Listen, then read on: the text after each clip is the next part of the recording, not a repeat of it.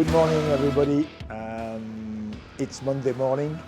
We are a bit late for our review of Gold Coast, but we've been pretty busy, I think, the last 7-8 days following Gold Coast. So here it is. Reply to your question. Harry, what adjustments were made to Jimmy car setup between the shootout and the race each day? How did they impact the performance?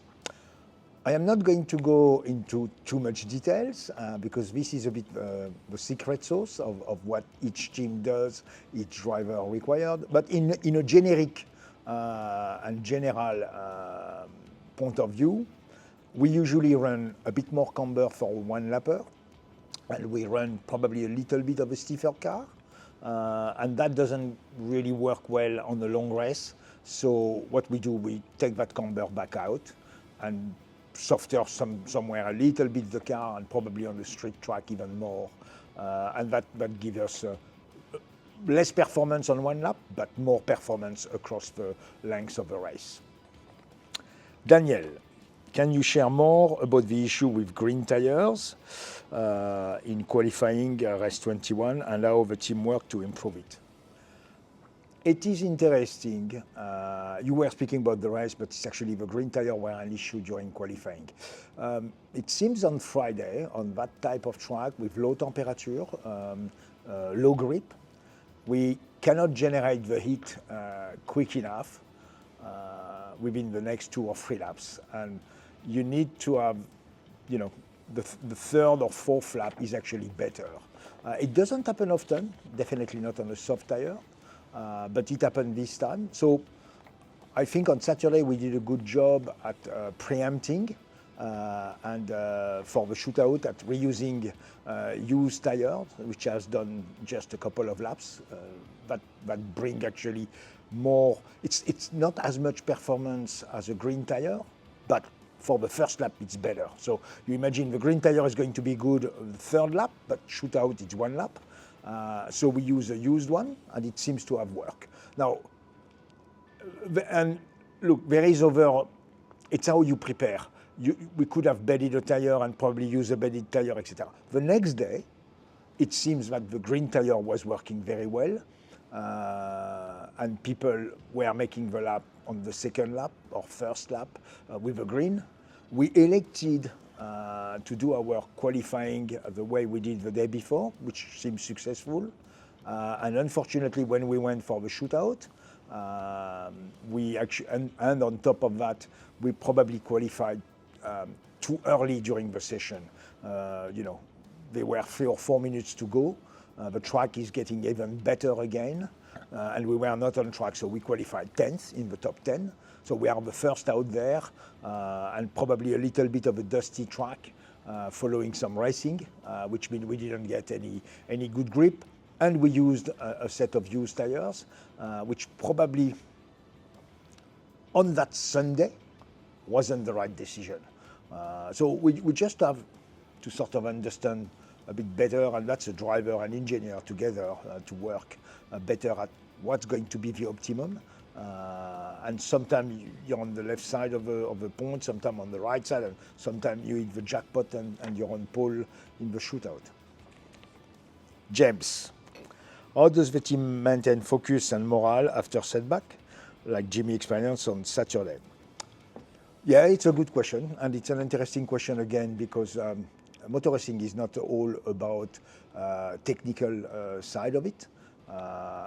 Obviously, when we double cross-thread the rear, they were, a very heavy head in the team. So our team manager, Steve Stephen, went twice on the radio, say, guys, don't worry, S happens sometime, and that's life. We just have to do the next 3 pit stop better.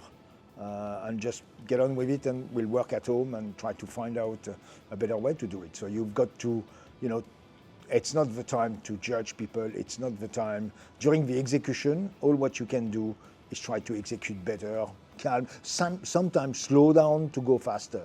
And that's what we tried to do on Saturday. But it's difficult because nobody in the team will try hard. like probably everybody. We still probably have got a couple of things we are not doing perfectly. Wherever it's the prep of a nut, wherever it's the prep of a wheel, wherever it's a couple of mechanical side, how to handle the wheels, etc. Not all, there's 4 corners. So we just have to get better at it. So I promise you we are spending some time on it. And the people really want to do a good job. Nobody wants to be the one dropping the ball during a pit stop. But it does happen. And it's no blame. It's just back to the board and make sure that we analyze, try to understand why it happened. We've got a couple of answers, but before you do 100 of them, you can't say you find a real answer. And some of it is, technique, physique, training. We didn't do any training from Bathurst because we had no time going to the Gold Coast. We spent a lot of time at trying to make the fuel flow better on that car. We succeeded on that. So, Bathurst, we had the fuel flow issue on car 31. We spent probably a week with 2 people working just on that. That's a lot on a team with 12, 13 people home-based. And during that time, we didn't train the pit stop because we can't do everything. And there's only, 10 hours of work during the week. You can't just kill people at working 24 hours a day. It doesn't work. So unfortunately, we just need to get better, keep working hard, and keep your head up. You've got a free kick on a soccer field. They don't all get in the net. And that's not a reason to drop your head. So we carry on. Dean, was the change in wheel nut from previous round or just a simple cross thread? It's surprising it doesn't happen more often across the team. It's a good question again. There's no change on the wheel nut. They are all, there's a couple of manufacturers which are making them, but they are all to design, so it's a supercar design. I think most of the team have adapted better than us to that new wheel nut. And when I say better, I mean they probably have made their technique around that wheel nut better, how to handle it, and they seem to have a good performance. There is a clear highlight. You need to change your wheel nut very, very, very often if you don't want to have cross thread. And yeah, I think I'm trying to remember, but a wheel nut is around $250 to $300. So it's not like it's a cheap element to throw out, basically, because if you put wheel nuts every race, new wheel nut every race, you're spending a lot of money. So there is going to be a balance in between using them better, understanding what makes them weak, and when do we have to say, okay, they are training wheel nut now, they are not anymore race wheel nut. So we are with new people always in the team, with people which not work here. There's 2 people on the guns which are not permanent in the team. They come from normal worker and come as a warrior in the weekend. So it's all these little details we need to improve for next year. We are working at it, don't get me wrong. We know where we want to be, and we don't want to drop the ball like that when you're in a position to win races. Linda, why did Jimmy cool shoot failed? So we had 2 cool shoot failing on the weekend, unfortunately. Jimmy's one seems to be the fan. There's an air fan in, which goes into the evaporator, and it stopped. Now, we've just done, I speak about 15-20 minutes ago, Steven has done a bit of a repair on that cool chute, try to understand, because we keep sending them back and come and send them back and come, and we need to try to understand what's wrong. They do fail sometimes, but here it's like too much. So we've discovered that there was probably a blockage in there is a little tank with the water inside, the fluid which circulates into the cool chute of the driver around and then come back into there, get colder and then come back. And when that blockage happened, the fan stopped. It's actually an automation. If they don't see circulation, the fan stops. So we've deblocked that element of the water system. and it seems to work again. So we are going to analyze that deeper. But again, these are piece of element which cost 6 to 8 grand each. There's 2 of them in the car, one for the helmet, air, cooling the air of the driver, and then one for cooling the body of the driver. So it's again, you can't just throw money at it. You've got to understand what's happening, and then put in place systems, procedure, so that it's not going to happen again. So we've got 2 new systems on that.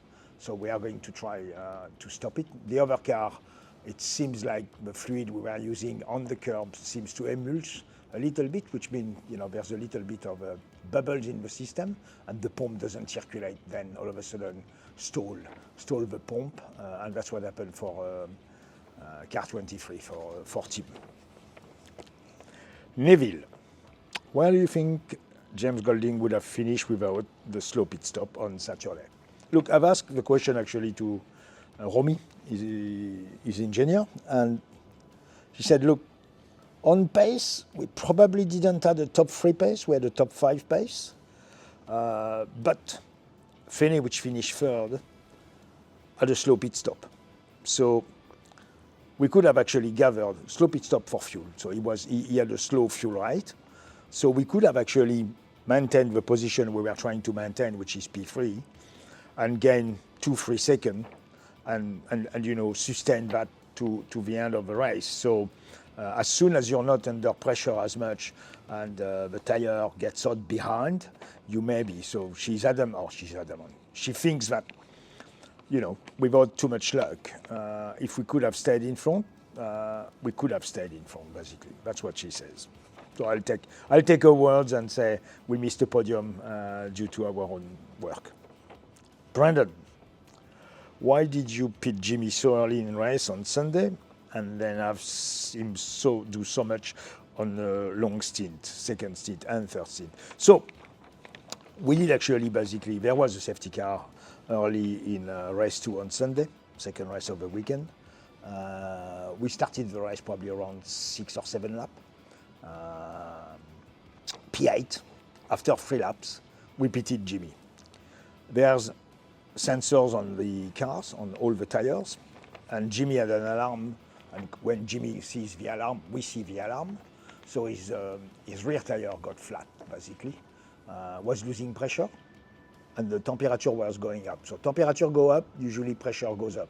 Here the temperature was going up, and the pressure was coming down. Not super fast, but fast enough to be a worry. And he kept losing until he got to pit lane.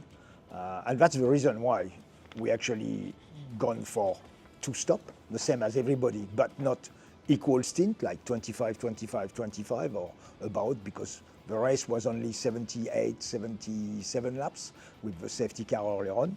So we had to basically stop the car because of a tire having a hole. So right in the center of the tire, there was probably a bolt went through it and then popped out, because obviously at this sort of speed and with the grip we've got, you take the bolt off, and there was a puncture. So that's the reason. It was never our intention to stop that early. And from then, all what we did is basically try to time trial on a 37 laps. So we had to do 78 laps, and we did 37 and 38, so maybe 79 laps. So yeah, that's basically mitigating as much as possible. So you've got to drive slower a little bit to look after the tire, and towards the end of the stint, it become a little difficult. More the first stint than the second one, because the first stint you carry a lot of fuel, and necessarily that's going to cost you, a fair bit of lap time. So that's the reason why unfortunately we couldn't capitalize on a top 10, and a good start of Jimmy was P8 at the time. But well, we recovered as well as we could. I don't think we left too much on the table after that puncture. Thank you very much, and see you next time.